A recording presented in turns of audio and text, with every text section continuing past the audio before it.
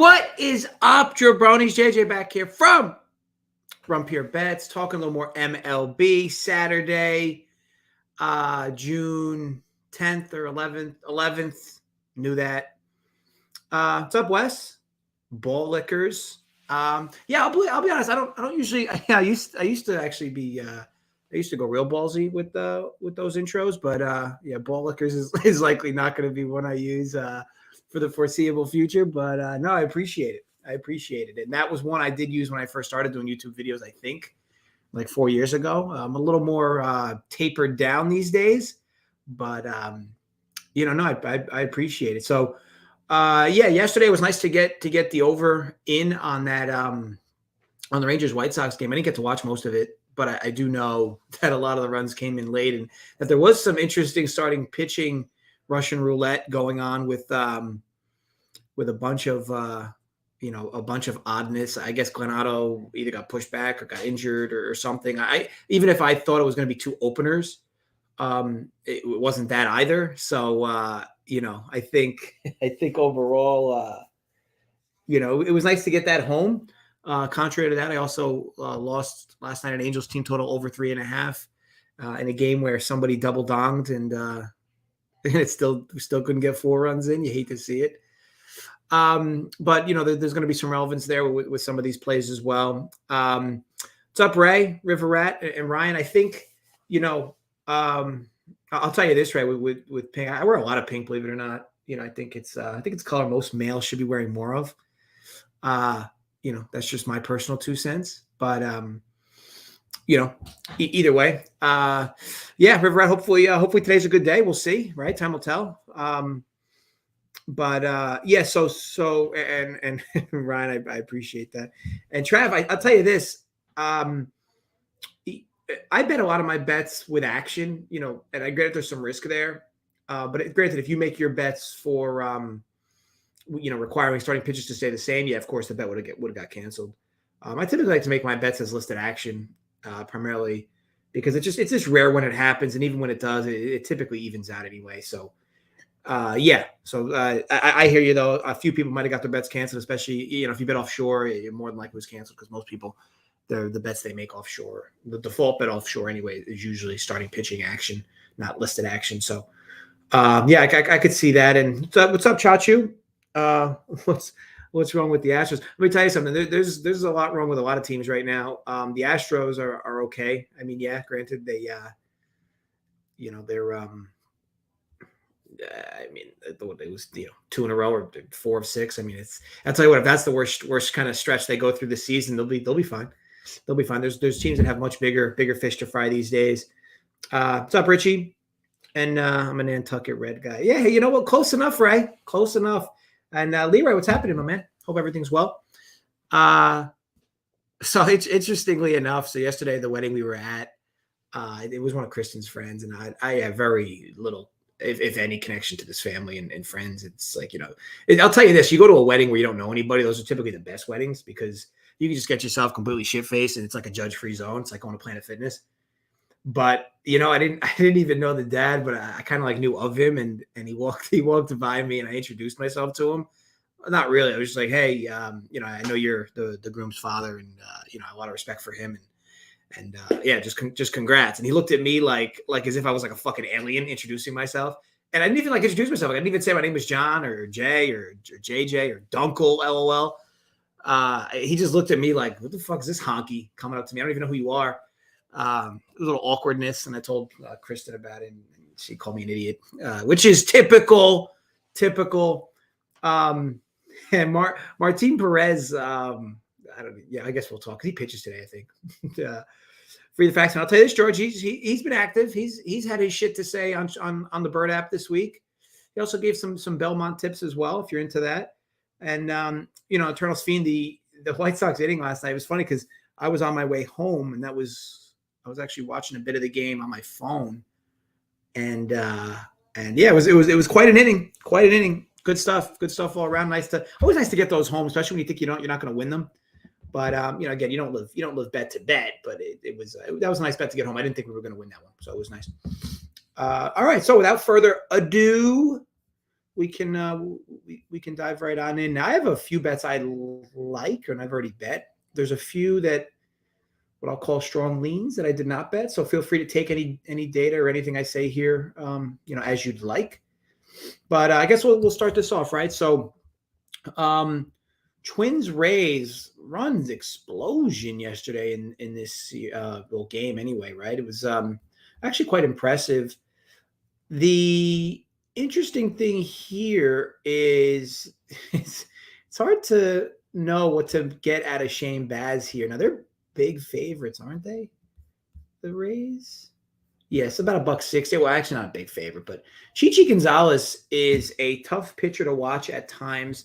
And here's the other thing too. Buxton's not in this lineup today, which is I know it's one player, and you guys know that by now if you watch decent amount of my content. Like I don't overreact to one player being in net of lineups, but with the way this Twins lineup plays out these days, I mean, yikes. Look at this 6 through 9 in this lineup. Just scary bad. And I'll tell you what, the Rays, by the way, this lineup is arguably just as bad. I know Chichi. So here's the thing, right? You get a game in Minnesota where the total's 8.5, 9, 70-ish degree weather, which is warm, but not like crazy warm. It's hard. I want to know who's betting the over in this game because, I don't know how you can love the over in this game on any stretch. Now, I know Chichi's been, even like last year, blah to say the least. But the sample this year is small. Like I said, I'm not a Chichi guy. I don't sit here and love what he does when he starts. He's actually a tough pitcher to watch, to be honest. For quite a few different reasons. He doesn't really strike a lot of guys out. And it's not like he gets a whole, if he's not getting ground balls, he's an even tougher pitcher to watch.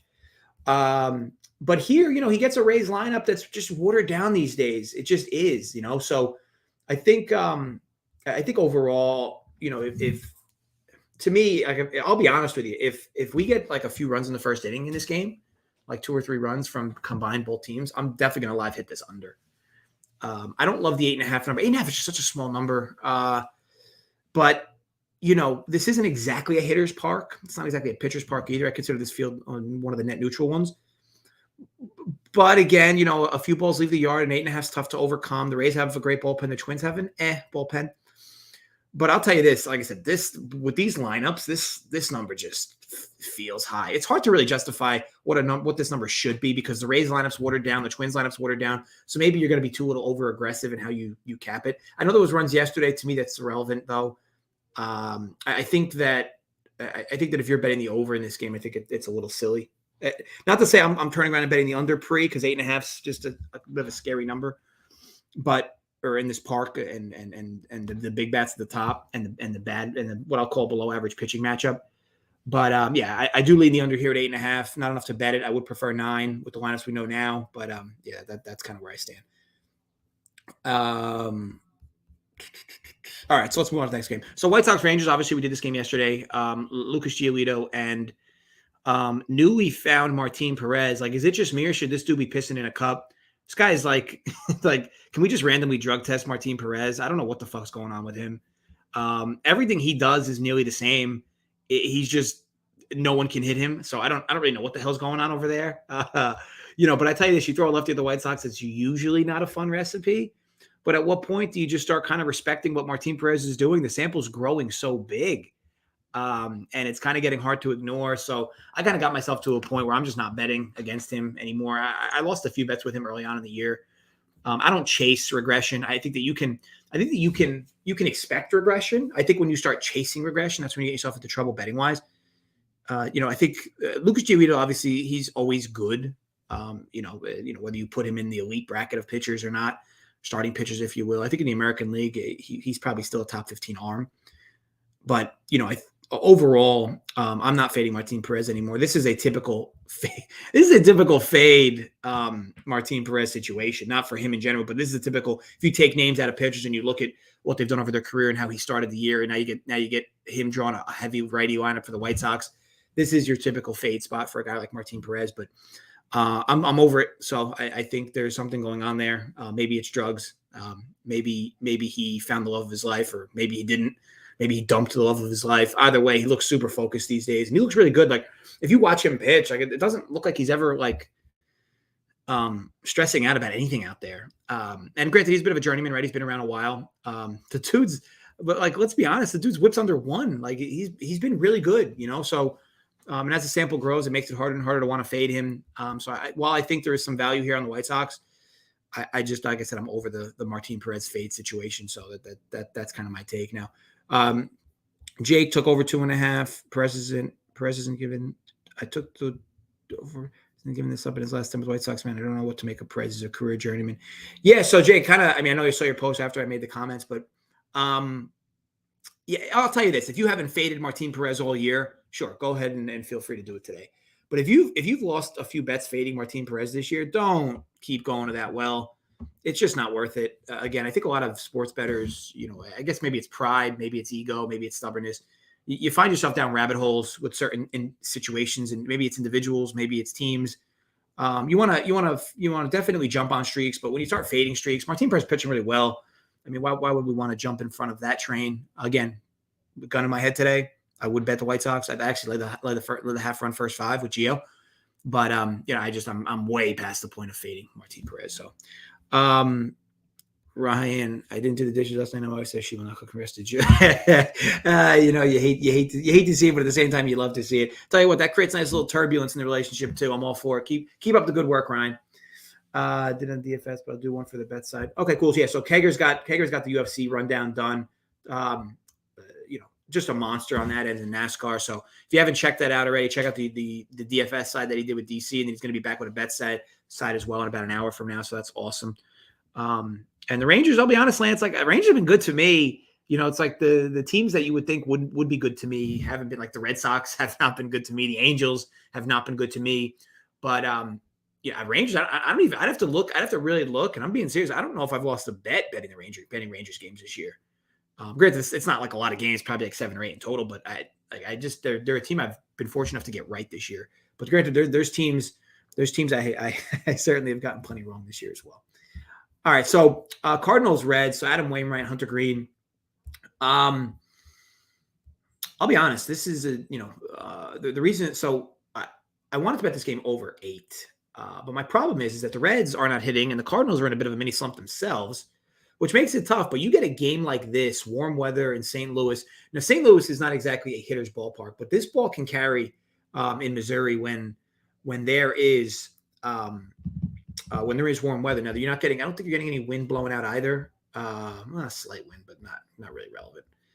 But I'll tell you this, I don't think it's much warmer today than it was last night in this park. Wainwright's been good, but my thing is like the Reds are going through another slump again where they're not hitting, and you're going to need some help from them. And look at this lineup for the Reds. I mean, it's not as brutal today. And I'm obviously they're not a good team to begin with, but you want with a lineup like this that the Reds have, you really want them to be facing a left-hander. This like righty heavy lineup against Wainwright with 3 righties to start. And you just got 2 lefties sprinkled in. One of those lefties is Colin Moran, who probably should have retired 3 years ago. And then you have the Cardinals lineup, which look, the Cardinals lineup looks good every day. They're just not hitting. They, as a team, are not really hitting that well anymore. Now, Goldie's been tremendous this year. He's definitely got MVP type numbers to start. But he's likely due for some regression. And granted, you're just hoping if you're a Cardinals fan that as his regression comes, the other team's progression kind of moves up.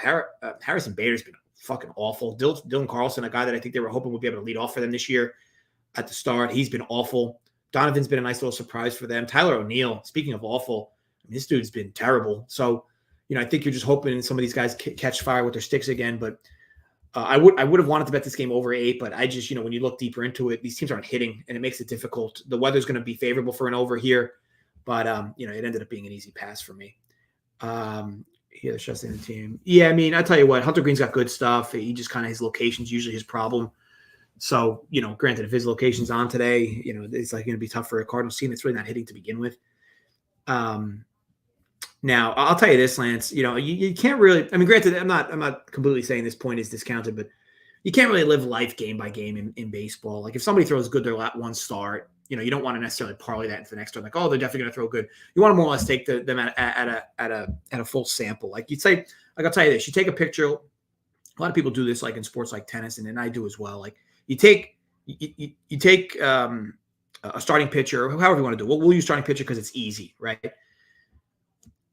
You take their full sample over whether it's a handful of games, and then kind of like rate them on what you when you think what you think their absolute like peak is. So like a guy like Hunter Green, for me, his peak is going to be like a sub 3.5 ERA with a lot of strikeouts. Like if Hunter Green is consistently at his peak, like that's what it will look like. If Hunter Green is the opposite, though, because Hunter Green is the type of pitcher who's very volatile. So to me, the opposite spectrum of that is Hunter Green is where you're going to catch him with an ERA somewhere in the high fives, high sixes. Now, granted, he's had some interesting starts, so maybe we can talk on him progressing to the mean. The problem with him is he plays in a ballpark that's meant for hitters, so that's never going to favor him. We're now getting warmer, so that's not going to favor things either.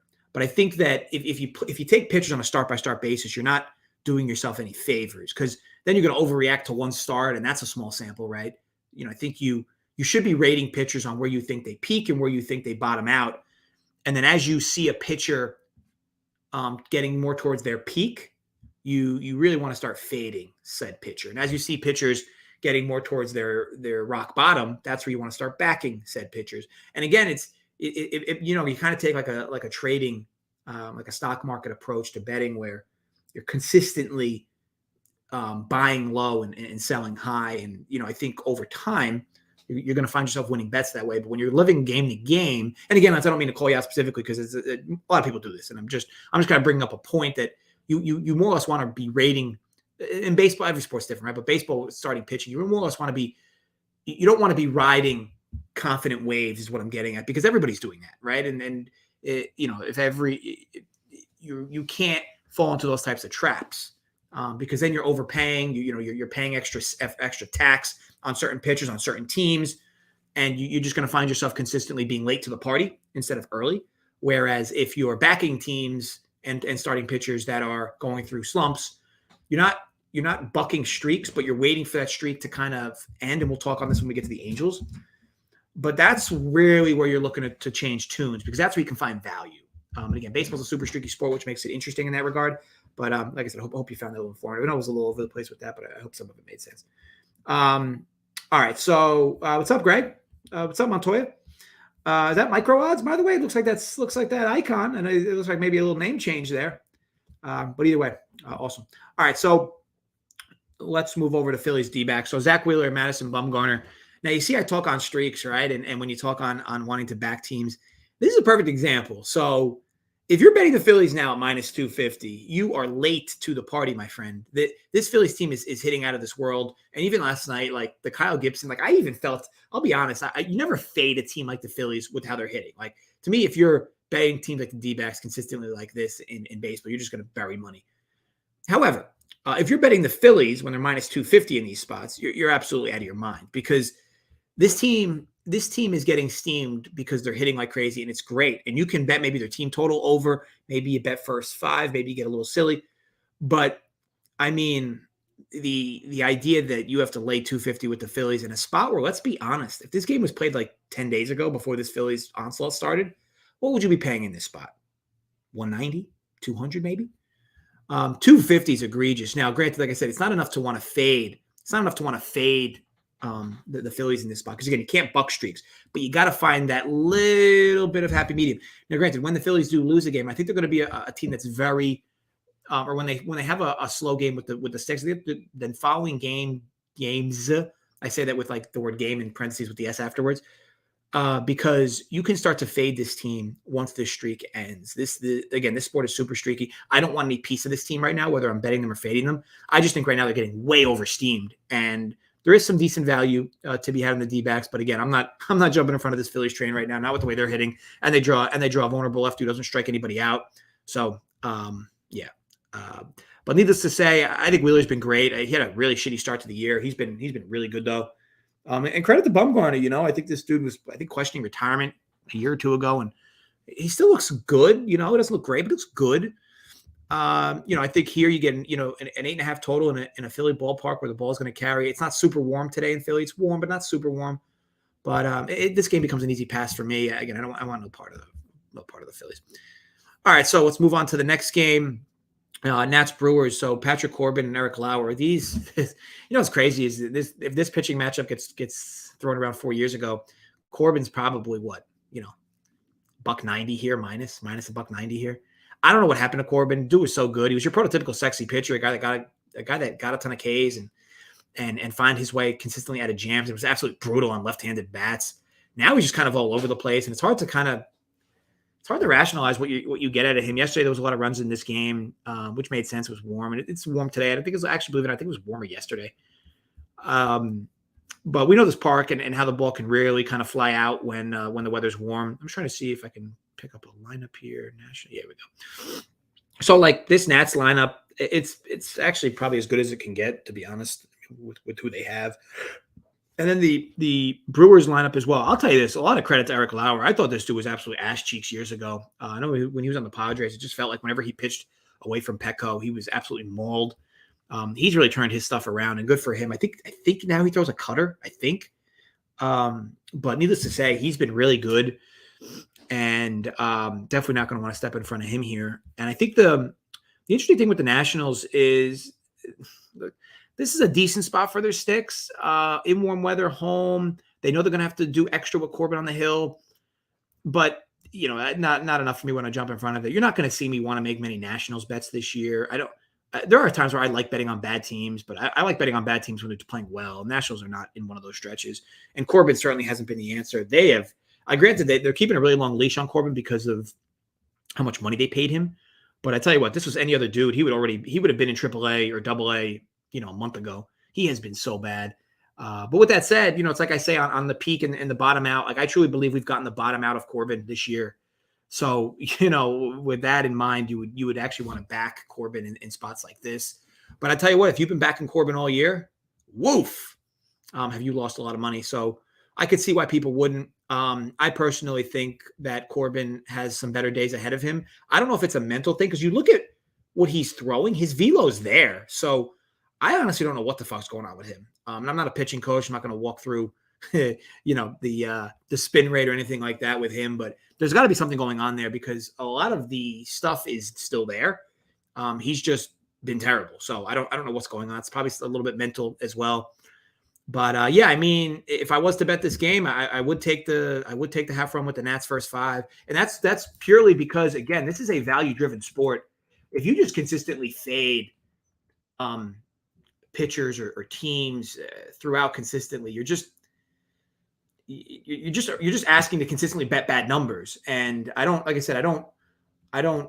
can't bet it because Corbin's just been so bad. But like I said, the idea of betting him in this spot, like, cause think about it, right? Like I would argue we're at Eric Lauer's peak and we're at Patrick Corbin's bottom. So you're literally paying like top dollar for Lauer in this spot and you're fading Corbin at bottom. You know what I mean? So again, this is a numbers driven sport. And I think that it makes sense to bet the Brewers, right? On a surface level, Lauer's good. Lauer's been good. Corbin's been terrible. But sports betting is a little more than that. So yeah, that would be my take. But I don't love it. I didn't bet it, and I won't bet it. So just my take. What's up, Cody? Curious if on the Shy Sox first 5 today? No, I am not on the Shy Sox first 5 today. And that's probably a good point, Chacho. He probably will. Corbin steal money. That's for sure. That is for damn sure. All right, so move on to the next game. Royals, Orioles, Daniel Lynch, and is that Tyler Wells? Tyler? Yeah, I think his name's Tyler, yeah. I'll be honest, I did like the Orioles when I was looking through this game yesterday or last night for that matter, or late last night for that matter, and a little bit of early this morning as well.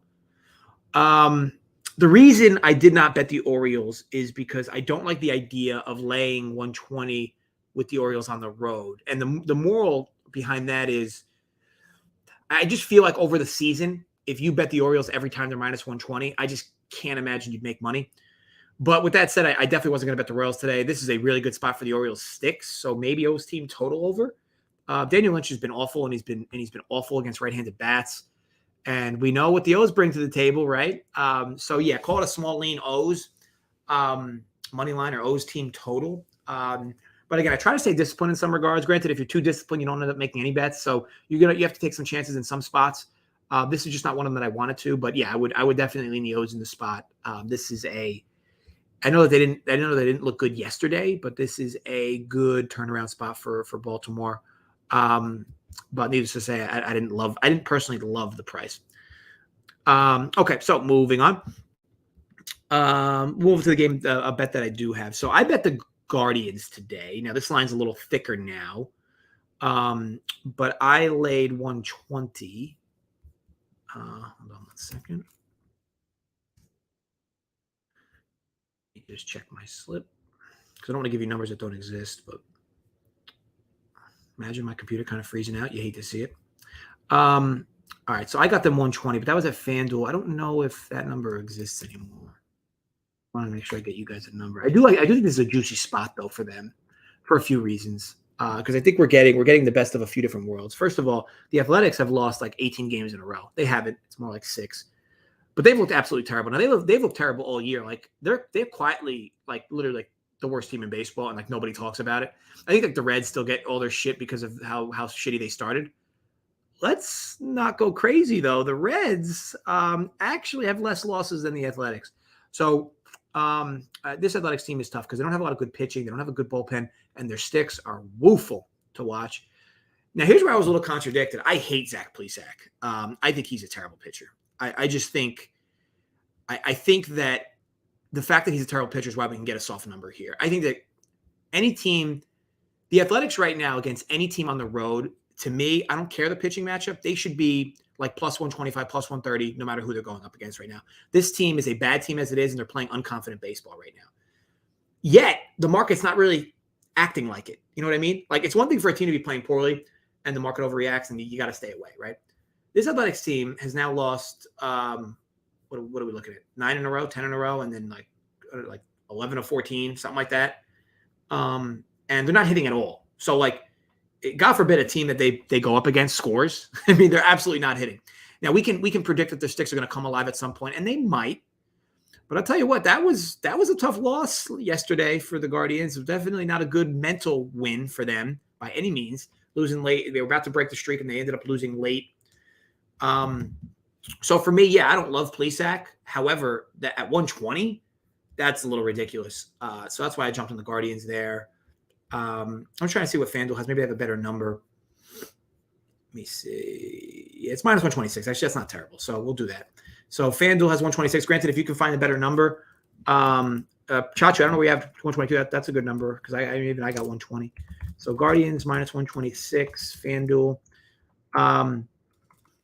And this is more of a few things. So let me put money line so it's not confusing.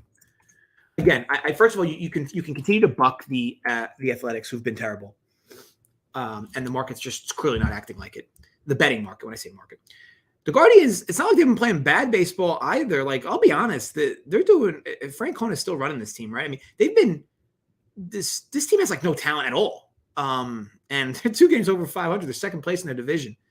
Now, granted, they've been. And look at this. I mean, you're talking a team in the Guardians that is what? The 3 in a row, 4 or 5, 5 or 6, and like 8 of 10 or 9 of 11. You got one team streaking in a good way, and the other team streaking in a bad way. And 120 we got to lay. Now, I know Montez is a guy I like, so that's what made this even harder for me to want to fade. I like him. I think he's really good, and I think he throws really hard, and he's typically brutal on right-handed bats. And Plesac's quite the opposite. But again, you're at a stage where you're betting on a team in the Athletics that just isn't winning at all. They brought in their best closers yesterday and still blew the save. So yeah, I don't know. Do we have lineups yet for this game? So we do. Bettencourt batting third is borderline comical. I'll tell you what, like, you look at some of the names in this Athletics lineup, it's not terrible. Like, some of these guys really had legit primes. I mean, Sean Murphy's not bad at all. Laureano's definitely not bad. I mean, Stephen Vogt is batting towards the bottom. Matt Davis, remember him on the White Sox with the pop from third base from the right side. But it's hard. Like obviously the Guardians lineup isn't crazy good either. But I think they squeeze a few out of Montez, and I think the Athletics are just playing such unconfident baseball right now. So I love the spot. Again, to me, moving forward until the Athletics prove they can score runs and win a few games in a row, which I'm sure it'll happen. I just think this team on the road should consistently be like plus 130. I don't care who the pitching matchup is. So the fact that I can get the Guardians at minus 120, I love the spot. All right, so let's move. Astros, Marlins, and the Astros are going through a bit of a small skid here. What, 2 in a row, 3 or 4, something like that. They bring their boy Framber back in the mix. And now you have to lay 270 with Houston. Today's an interesting day, though, right? Because you have a lot of these like fat favorites. Like there's minus like 180s and 160s plus all over the board today. But needless to say, I'm a Framber guy. I've always liked Framber. I think he doesn't get a lot of attention on this rotation, especially when I'm trying to think the guy who's hurt now. Is it Colin McHugh? Is that his name? He's a guy that he piles up a ton of strikeouts when he's healthy. Verlander's obviously in this rotation as well, and then Christian Javier. I think it's Christian Javier Christian. He gets a lot of attention as well, but Framber always seems to take a back seat. This dude's fucking good. Just watch him pitch. But granted, here in the spot, laying 270 with Houston's not fun, so that's not for me. And you want to start getting crazy and betting like Houston's team total over. That's a little silly at home and in a game where you're almost guaranteed 8 at bats. And now you're throwing a lefty at them as well, an unconfident lefty at that. So I'm not in any realm of wanting to bet this game in any manner. I don't see. To me, this line probably should be about 240, 250, but that's not enough to want to back the Marlins. So yeah, easy stay away from me. McCullers, that's who it is. Chachu, good call. Lance McCullers. Colin McHugh, LOL. I think he's on that team. McCullers is definitely the guy I was referencing. Braves Pirates. So Charlie Morton. Charlie Morton. He's another guy I really like. I can't like. I know it's subjective, right? The guys you like and don't like. And when I say I like, I don't mean I'm like attracted to them. LOL. I mean like I like how they look when they pitch. I like certain things about them. I typically like guys that have a K per 9 of 9 or above. I like guys that can wiggle themselves out of jams. I like guys that typically don't walk a lot of guys. Now, Morton at times could be quite rough in a few of those stats I just mentioned. But he's good. He's good, and he's usually better at home, and he shouldn't get challenged by this Pirates lineup. But again, another spot where do you want to like 250 with a guy like Charlie Morton? Not me. I think that you have another warm game in Atlanta. I know this total got steamed down a little bit, but another warm game in Atlanta. I truly believe with certain totals, like you can almost blindly bet them over and under. Like when you see if you bet an Atlanta game and the total is 7 or less in Atlanta in the summer, like I don't care who's pitching. I don't care if it's Cy Young, versus Roger Clemens. Like that's an overbet. It doesn't matter. The park is not built for that type of total. It's kind of like the opposite end of the spectrum, right? Like when you have two shit can pitchers throwing in it's not Marlins Park anymore. What is it? I don't even know what the fuck their stadium's called anymore. But like if you take two shitbag pitchers in that park and like they hang a total of like 9, that's an automatic under. Like I don't care how bad the pitchers are. That's an automatic under. That field's dimensions are not meant to have totals consistently go over that number. So just something to keep in mind. I know I mention this all the time, and I hate to sound like a broken record, but you need to like dimension bet in terms of parks.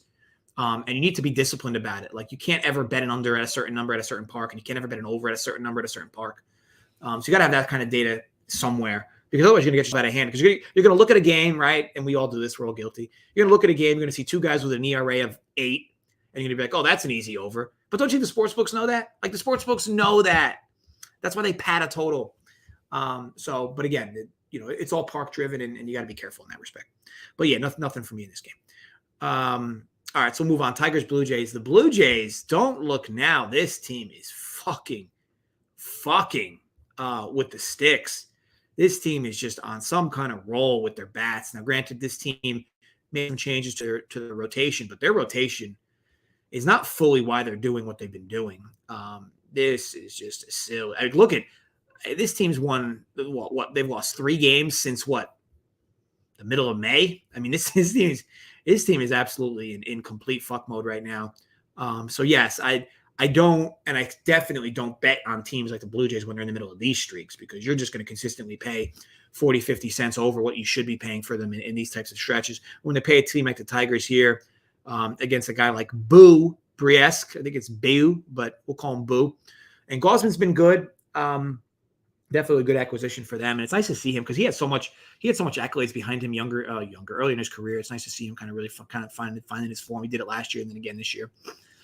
But no, I'm not laying 270 here. The total is, the reason I want no part of the total, to be honest. Like the Blue Jays can do this themselves. I just don't. It's a big ask. The Tigers aren't hitting, which is common with a team like the Tigers. But nothing I love in this game. But even like the over, it got to 8.5. At 8, I would have slightly leaned the over. But no, it winds up being a stay away spot for me. Awesome, Fap. Good luck with that. With the under today. I can't blame you. Can't blame you. I mean, I think here's the only caveat I would say. I would argue that the pitching matchup was better yesterday, and that first 5 number was the same. So, just keep that in mind. So, you had that the really slick kid, Striders. Striders or Strilers. The kid that throws 100 and just strikes fucking everybody out. And then you had him going against the Pittsburgh's good pitcher yesterday, Contreras maybe. I forgot, but I know that the pitching matchup was better yesterday than it is today, and your number is still the same. So I would argue that actually there's probably value on the over. But needless to say, I didn't bet it, so I guess it's irrelevant. Why did I even mention it? I don't mind the team total, Chachu, but I'll say this: if you all year bet every team total over 5.5 that you saw, that's not at Coors Field. I'm going to rules Coors Field out of it. If you just all year purposefully bet team totals over 5.5, I'm pretty confident you would lose money all year long, because a lot of these parks aren't meant to have this many runs scored, and there's just so many variables that make teams not score runs, right? So as for today, I don't mind it totally, but I think you don't want to fall into that trap of consistently betting team totals over this, that number in specific, especially away from Coors. All right, so moving on. Padres Rockies. Nick Martinez and Ryan Feldner. Oh, this fucking guy finally get his ass pushed in, or his shit pushed in.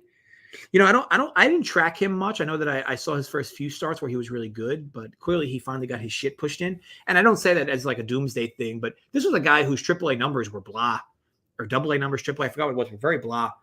And he's been finding ways to get outs this year. And this is another doubleheader, and you guys know I don't really fuck with doubleheaders, and there's just added variance in them. Nick Martinez, I'll be honest, I don't like him either. So you would think, right, with this information, this is probably an over. I will say this much: an 8.5 total in Petco is a monster number. I get it. You have 2 bad arms. But man, that is, trying to see if I can see a few different markets here. That is just a big number for this park. So I don't, my tip for this park is 9. So I will never bet a total over 9 at this park. 8.5 is feasible. However, no, it's an easy pass for me. I think that Nick Martinez is not very good, and Feldner finally felt the burn a bit. But no, easy pass for me. And 200 with the Padres, no, thank you. Yankees, Cubs, Jordan Montgomery, and tell you what, this kid, Matthew Swarmer, Matt Swarmer. He's been okay, right? They brought him up recently. He's been okay. His AAA numbers weren't great. Or AA, whatever it was, if I remember. He's been okay. He's probably due for some regression, though. The game yesterday was kind of wild, right? With all the pitching nonsense. It would make one want to think this is an over spot, because you're just not going to get the same arms you got yesterday. So call this like a really strong lean from me over 9. You're going to get a 75-ish degree game today. And I like Montgomery. I just think he's always finding himself in jams. He reminds me a little bit of Italian. Jameson Talon, I guess, whatever. In that they're pitchers that find ways to wiggle themselves out of jams, but they are far from perfect. And, especially a guy like Montgomery, a team with enough right-handed bats, and he will struggle. Cubs have enough right-handed bats. I mean, Morel now, and what a story he's been. He's been great. Contreras. They have a few decent guys. Like Ian Happ plays decent against righties as well. So yeah, this is a very strong lean for me. I may even fire on this. Like I could promise you, this thing goes to 8.5. This is I'm seeing 8.5. You know what? Hold, please. Just make sure I'm not completely fading my guy here, Joseph. Oh yeah, this is definitely a bet. So hold on. DraftKings has this 8.5 120. That is a undoubted fire. So hold, please. So that is Yanks versus Cubs over 8.5. Okay. Yeah, I actually, yeah, I don't want to hold this show up, but I'll be betting that right after this show. Hopefully, if it doesn't get you guys don't steam it on me. This is a good spot, I think, for runs. First of all, again, you talk on the bullpens, which to me adds added variance. Yesterday, there was a lot of bullpen traction in this game, so your bullpen arms are going to be weaker to begin with. Now, granted, there might be some bats that sit potentially. You see that sometimes with these types of games where it's a huge extra innings game the day before. But regardless, I get a warm weather game. I get a guy in Montgomery that I don't trust against right-handed bats. I get a guy in Swarmer who I know is due for regression. So, yeah, this Yankees lineup is slowly but surely getting healthier. And what a season they've had. 42-16 is absolutely asinine. But yes, I do like this over the number at 8.5. And I think FanDuel has it at plus 102. It's not. I'll be honest. It's not necessarily moving up, Joseph. It was 9. It's anything. It started to move down to 8.5. But at 8.5, that's an absolute auto fire. So yeah, that's going to be another best bet. So we'll move on. Giants Dodgers. Clayton Kershaw back going up against Sam Long. Now Sam Long, there's not a whole lot of relevant data on Mr. Long, but needless to say, he's been okay. He's been, I think that it's always tough to ask an individual like this who doesn't have a whole lot of major league experience to go out and eat some innings against the Dodgers. Now, granted, they're trying to build up his pitch count, but this dude's likely not going to see much more than 2-3 innings today. So needless to say, it is just a tough spot in general to love anything about the Giants. Now, as far as the spread goes, what are we looking at here? So Dodgers, you got to lay 190 on the road with them. As you guys know, I don't bet many, if at all, Dodger games. I don't do it because they're not a team I enjoy fading. I'll be honest, I don't think they're a team anybody enjoys fading. And you just consistently are paying an abundance of tax on them. So, yeah, this spot I don't love. You're getting Kershaw back. But with that said, this total in this park, 8.5 in Oracle is a big number. But I will stay away. I don't know what I'm going to get out of Kershaw. I don't trust Long. And this is going to be a glorified bullpen day for the Giants. So just a few things. It's also going to be kind of chilly as well. So I don't love the total there. So I'll stay away. Now, final best bet of the show. This won't exactly be loved per se. But I talked to you guys often on buying low, selling high. I think right now is a good time to buy on the Angels. I know that yesterday I bet their team total over and it didn't work. I was pleasantly surprised that they got Anthony Rendon back. I do believe they will be getting Trout back, whether it's today or tomorrow. And Rengifo should also be back. And why that's important, Rengifo's not great, but his replacement is woof levels. Tyler Wade, not that he's his replacement because he does play as well, but you can play Velasquez with him. Wade is just he is like an absolute automatic out. I don't even know how he's still in the league. Needless to say, I think we get a decent start from Lorenzen here. I like the fact that he's coming from the right side. And I know that he got blown up against Philly, but let's be honest, he walked into a red-hot Philly team and then walked into, before that start, the red-hot Toronto team. The Mets have been good all year. There's no doubt about it, but I do like playing the Mets when you can throw a right-hander at them. Lorenzen, coming off a bad start or a few bad starts, I think we get a better number from him. And Carrasco, look, Cookie's been good. There's no doubt about it, and he's got quite a story behind him as well. But I think he flirts with too much fire, to be honest. And at some point, that's going to sting him a bit. He's consistently letting a lot of base runners on, and that's just a recipe for at some point to become a problem. And maybe it's today. I think the Angels, while they lost yesterday, it was nice to see, who was it? Was it Marsh? Bang a few out. It felt like they had runners on first and second every inning and did nothing with it. So this team is doing okay with their sticks again, and I'd really like them to upset today. Well, especially at the price. Here's the big thing, right? Plus 120. Let me see I bet them at plus 115. So plus 120, good for you guys. It's still plus 114 FanDuel, but it's actually plus 120 DraftKings. I know it's a tough bet to make, but behind Lorenzen, overall, my issue with the Angels is obviously they've been streaking in a negative way, but that tide will turn and you can get them at a good price. You see this all the time. Like think about the signs the Phillies showed before they started this huge run, and think about the signs. Well, I can't say the Reds because that's not even fair, but you can easily. I think about the signs the Blue Jays showed early on when they were doing this, right? And then after a few games, the market completely overreacts. I think we can catch this Angels team before they go into a run. Now, granted, I could be completely wrong, but Trout's still listed as day-to-day, so that's true. But he's going to return one of these days. I mean, I know he's taking swings, and I know he's fielding balls in the outfield as well. I think, and even if they just DH him, it wouldn't surprise. Hopefully, they continue to play Ohtani because Ohtani's due for a day off, so hopefully he continues to play. But like I said, the fact they got Rendon yesterday back was helpful, because now their lineup's starting to look better again. And if they can just get Rengifo back from paternity, and if Trout sneaks back in the lineup, this is a whole different team. Also, settle the fuck down. But this will be a time when I think we can jump on them, because think about this for a moment. Like, what if this game was played 3 weeks ago? Would the Angels really be plus 120 at home against the Mets? Now, the Mets are great, and Mets have been great. There's no doubt about it.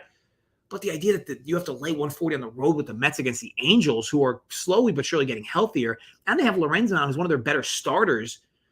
I really like the spot. I think you get good value on the Angels in a game that really should be a pick 'em, and you get plus 120. So that's really what it comes down to. That's why I like the Angels.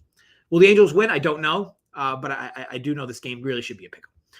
Mariners, Red Sox, Michael Wacha, and my friend George Kirby, who's been phenomenal. I'm so happy they brought him up. He's been great. Striking out a ton of guys is he's really not letting a whole lot of foot traffic on.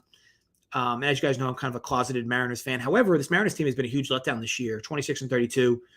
And they started out really hot, and since then they've actually, I think they started out 9-2, something like that. So they've been terrible since.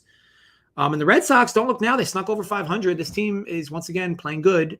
Michael Wacha, speaking of dudes they need to ask to piss in a cup, I'm pretty confident this dude's on the sauce. He's terrible. I don't know how he's getting guys out. For the last few seasons, he's been terrible against right-handed bats. He's had some of the worst reverse splits in baseball. And now all of a sudden, he's just like a phenom. I don't buy it. Kirby's good for Seattle, but I cannot lay 130 with Seattle against the Red Sox, who are kind of storming back. The problem with the Red Sox is they're very top-heavy. They're like a muffin. They're good 1 through 4. And then, I guess you could maybe, if you how much you consider Vertigo a good player. But once you get behind that, and Story, I guess, but once you get behind them, this lineup is really blah. So they have a pretty big black hole. And the Mariners lineup is actually pretty good top to bottom. And their bullpen's okay as well. They just haven't been able to put it together. Hopefully they can go on some type of run. Like I said, though, I can't lay 130 with Kirby here against Wacha, who's been really good. And I've also been snake bitten by fading Wacha early in the year as well. Much like Martin Perez, I do not do it anymore. So, yeah, and I also kind of put myself on probation from betting the Red Sox because I've lost money betting on them this year quite a bit. They're, again, a team I don't get right. So, easy pass for me in this spot. And, yeah, go M's. Now, Padres, Rockies, doubleheader game 2. You guys know I don't really talk on game 2s because you don't know what's going to happen with the lineup. You don't know what's going to happen with bullpens pending game 1. Mackenzie Gore's been excellent. Kyle Freeland is a guy I love. However, this is a big ask for him in this spot. So, easy pass for me. And so that rounds it out. Obviously, we have the 2 bets pre that I gave out, and then I gave out the extra Yanks game, which I'm going to bet right after this video. So so that rounds it out. We have Angels money line plus 120 DK, Yankees over 8.5, and the Guardians money line minus 122 or 126 at FanDuel. So needless to say, folks. JD, what's up, my man? Thanks, Lance. Appreciate that, River. Yeah, feel free to like the video, folks. We have fucking carpal tunnel. Go ahead and like the video. It's not hard. It's like this. Boom, like. Always appreciate you guys. I'll be back tomorrow with Joey and Holden talking a little more baseball. And then I get to call bullshit on Kager and Coop in the NASCAR streets. LOL. They're the 2 best at it. And I just, it's very, very interesting to talk NASCAR with them and get a lot of good perspective, especially if you enjoy the sport. If you don't enjoy the sport, I highly advise you to start watching. I got into NASCAR around COVID, and it's been fun. The sweats are great, and it's definitely fun stuff. It's a lot more than cars driving around in a circle, I'll tell you that. But no, needless to say, enjoy your day, folks. It's not beautiful out today, but it's decent. So whatever you're doing, whether it's friends, family, whatnot, or maybe you're getting shit-faced, if you are, kudos. But yeah, as always, folks, gamble responsibly, stay safe. I'll be back tomorrow with Joey and Holden. But until then, run pure. Catch you guys next time.